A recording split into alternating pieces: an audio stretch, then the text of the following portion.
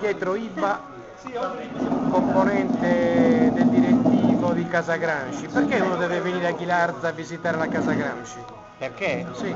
Perché intanto perché Gramsci è studiato in tutto il mondo ed è meno conosciuto in Sardegna e in Italia che se avessimo avuto un po' di tempo avremmo visto la biblioteca in cui i volumi sono dal Giappone alla Cina, insomma, ci sono tantissime testimonianze.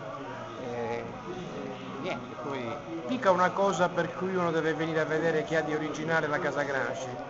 Che cosa non deve perdersi? secondo me è una visita completa è l'ideale, insomma, tanto in 10 minuti si fa con queste ragazze che ci sono sempre, insomma, che spiegano, insomma, fanno quello che insomma, le sanno molto più loro di noi. Insomma. Beh, Poi, una cosa che può suggerirci anche lei comunque.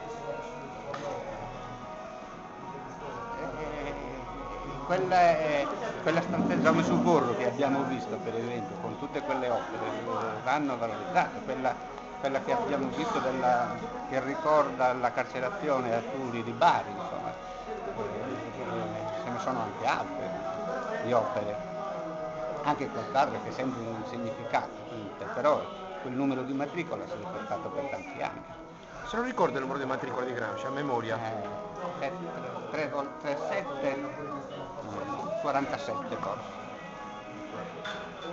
Sì, 77747. Sì, era memorizzata.